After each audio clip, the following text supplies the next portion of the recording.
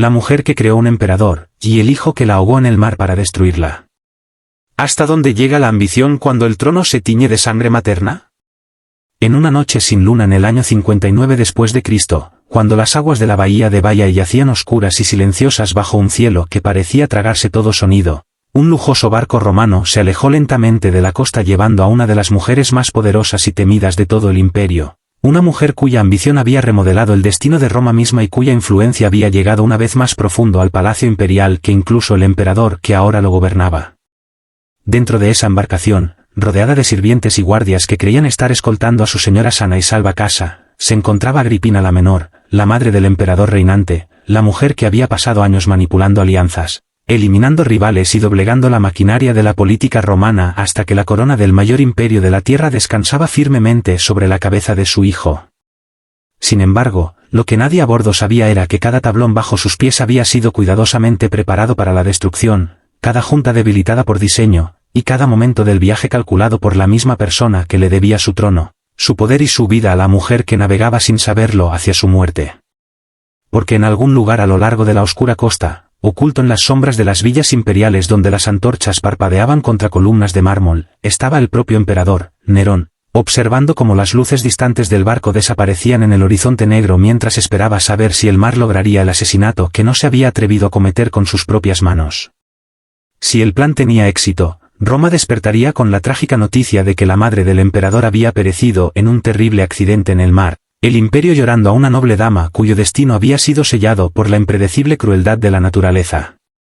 Pero si el mar se negaba a reclamarla, entonces la historia presenciaría un crimen tan impactante, tan profundamente antinatural a los ojos de la sociedad romana, que incluso los historiadores más endurecidos del imperio tendrían dificultades más tarde para registrarlo sin repugnancia. Porque esto no era simplemente un asesinato político diseñado para eliminar a una rival en la despiadada arena del poder imperial, sino la decisión deliberada de un hijo de destruir a la mujer que había dedicado su vida a colocarlo en el trono de Roma. Antes de que esta noche terminara, un barco colapsando convertiría un viaje pacífico en una tumba flotante, una lucha desesperada a través de agua negra y helada transformaría la supervivencia en desafío, y el emperador que una vez le debía todo a su madre se vería forzado a enfrentar una verdad horrorosa. La mujer que intentó ahogar seguía viva. Y cuando ella sobreviviera, ordenaría a los soldados hacer lo que el mar se negó a hacer. El asesinato de rivales era común en la antigua Roma, donde el poder cambiaba de manos mediante veneno, conspiración y cuchillas ocultas en la oscuridad de los corredores del palacio. Sin embargo, la ejecución deliberada de la propia madre rompía una frontera moral que incluso los gobernantes más despiadados rara vez cruzaban. Este único acto mancharía para siempre el nombre de Nerón y lo transformaría a los ojos de la historia de un joven emperador que luchaba por gobernar en uno de los tiranos más infames que el mundo antiguo jamás produjo. Pero la noche en que Nerón se volvió contra su madre no fue el comienzo de la historia. Fue el capítulo final de un largo y peligroso juego de ambición, manipulación y miedo que había comenzado años antes dentro del Palacio Imperial, cuando una mujer con inteligencia extraordinaria y determinación implacable decidió que su hijo gobernaría un día el mundo romano. Si quieres descubrir más historias como esta, historias donde el poder destruye familias y la ambición convierte los lazos de sangre en rivalidades mortales, entonces suscríbete al canal y dale like a este vídeo, porque lo que estás a punto de oír es una de las traiciones más escalofriantes jamás registradas en la historia del Imperio Romano. Mucho antes de que Nerón vistiera las túnicas púrpuras de emperador, su madre Agripina ya se había labrado una reputación como una de las figuras políticas más formidables y peligrosas de Roma. Era la bisnieta del legendario emperador Augusto, la hermana del volátil gobernante Calígula, y una mujer que había pasado toda su vida navegando las corrientes traicioneras de la política imperial romana donde la supervivencia dependía no de la lealtad o la virtud sino de la inteligencia, la crueldad y la disposición a golpear antes de ser golpeado. Tras soportar el exilio durante el caótico reinado de su hermano Calígula y sobrevivir a las intrigas mortales que definían la vida dentro de la corte imperial, Agripina regresó a Roma llevando una sola ambición tan poderosa que finalmente remodelaría el destino del imperio. Su hijo se convertiría en emperador. En ese momento el trono pertenecía a Claudio, un gobernante cauteloso y erudito que había ascendido inesperadamente al poder tras el asesinato de Calígula y que gobernaba el imperio con una mezcla de administración cuidadosa e inseguridad silenciosa sobre la legitimidad de su mandato. Claudio ya tenía un hijo biológico llamado Británico que por tradición y linaje se erigía como el heredero natural al trono imperial una vez que terminara el reinado de su padre. Pero Agripina no era una mujer que creyera en dejar el futuro a la tradición o al azar. Mediante encanto calculado, manipulación política y una habilidad casi inigualable para controlar las lealtades de hombres poderosos dentro de la élite romana, logró casarse con Claudio y convertirse en emperatriz, colocándose en el centro mismo de la autoridad imperial. Una vez dentro del palacio comenzó a remodelar silenciosa pero implacablemente el futuro de Roma de formas que pocas personas en ese momento entendían completamente. Persuadió a Claudio para que adoptara a su hijo Nerón como propio. Una decisión que instantáneamente elevó al muchacho por encima de Británico en la línea de sucesión y dejó atónitos a muchos miembros del Senado romano que se dieron cuenta de que el equilibrio de poder dentro de la familia imperial había cambiado de repente. El joven Nerón recibió títulos prestigiosos, fue honrado ante el público y presentado como el futuro gobernante de Roma mientras Británico permanecía en segundo plano, viendo cómo su derecho de nacimiento se le escapaba lentamente.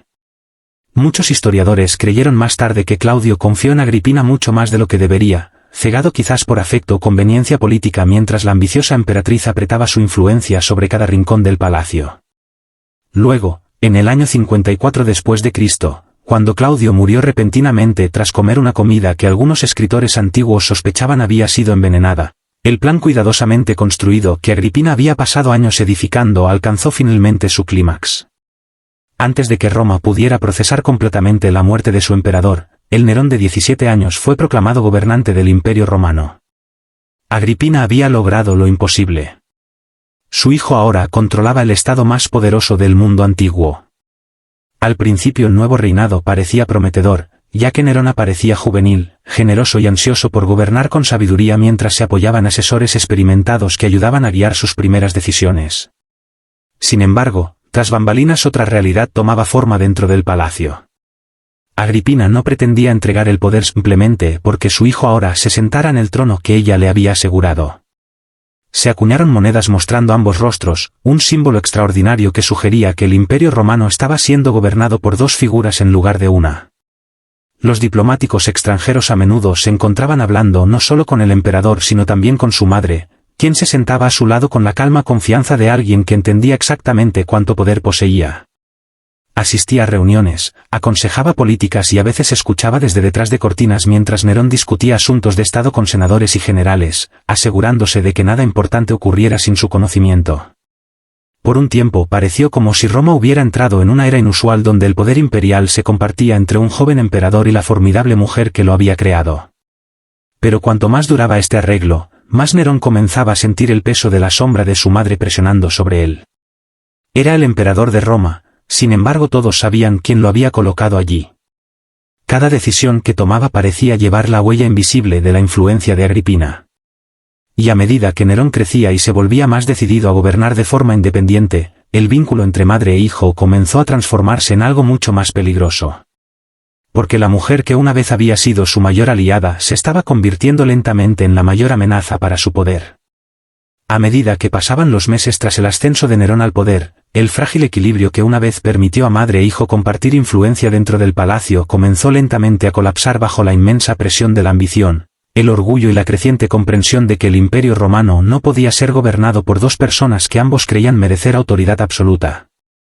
Al principio el conflicto permaneció oculto tras los pulidos rituales de la vida imperial, con cenas formales, apariciones ceremoniales y exhibiciones públicas de unidad familiar que enmascaraban una rivalidad cada vez más profunda que todos en la corte podían sentir pero pocos se atrevían a mencionar abiertamente.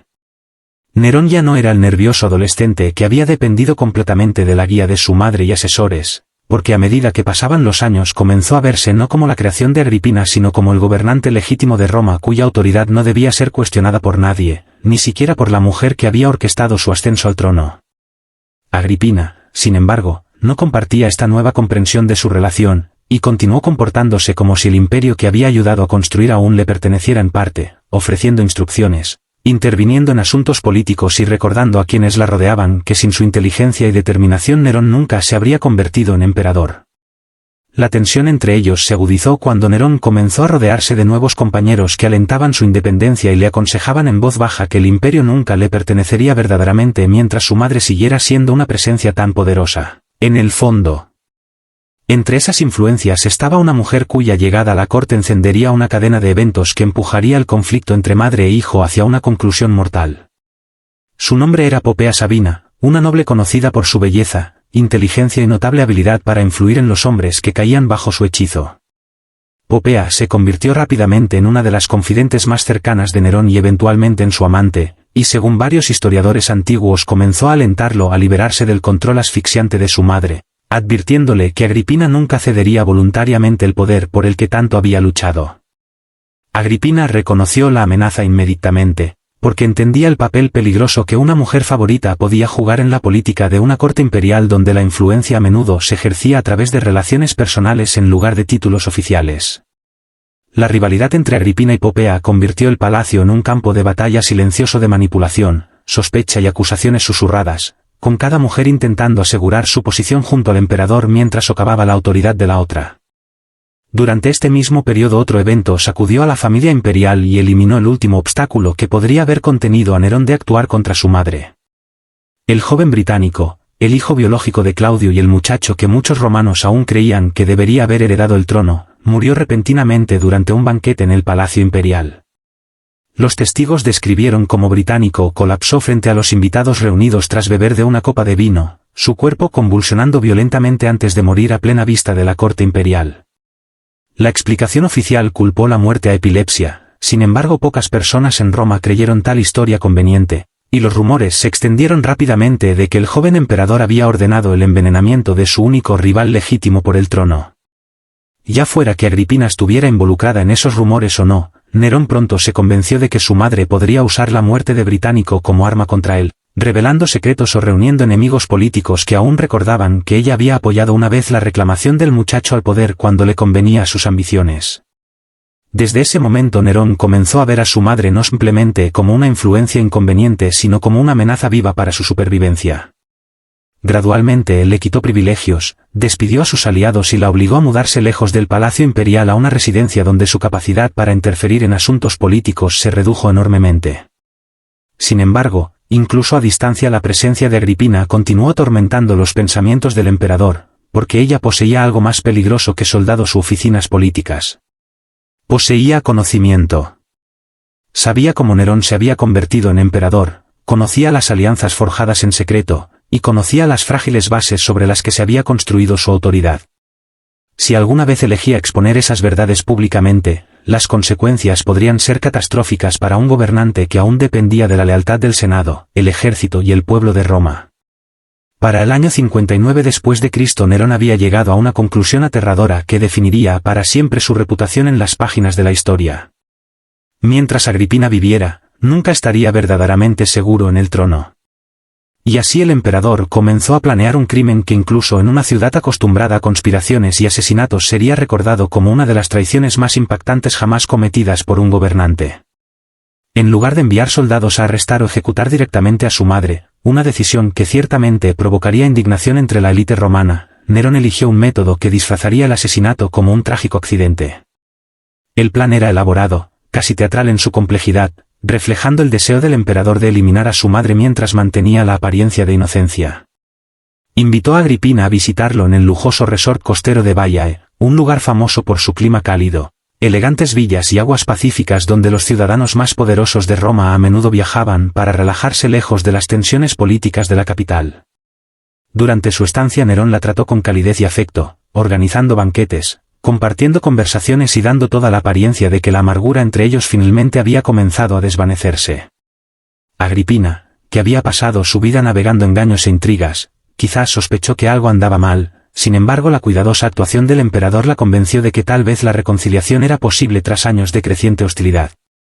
Cuando la velada terminó, Nerón insistió en que su madre regresara a casa a bordo de un barco especialmente preparado que afirmó haber sido arreglado para su comodidad y seguridad durante el viaje. En realidad la embarcación había sido secretamente diseñada para que su techo y soportes estructurales colapsaran una vez que llegara a aguas más profundas, enviando a Agripina al mar donde se ahogaría sin dejar evidencia de asesinato deliberado. Mientras el barco se alejaba de la costa bajo el silencioso resplandor de las linternas reflejadas en el agua oscura, Nerón observó cómo la embarcación desaparecía en la noche creyendo que para la mañana el mayor problema de su reinado finalmente estaría resuelto. Horas más tarde la trampa se activó. El mecanismo diseñado para destruir el barco cedió de repente, causando que el dosel decorado sobre los pasajeros se desplomara hacia abajo y la embarcación misma comenzara a romperse en medio del caos, gritos y madera destrozada. Varias personas a bordo murieron instantáneamente mientras la estructura colapsaba a su alrededor, mientras otras fueron arrojadas a la fría oscuridad del mar. Pero Agripina no murió. Magullada y conmocionada pero aún viva, logró escapar de los restos y nadar hacia la distante costa a través de agua iluminada solo por tenue luz de luna.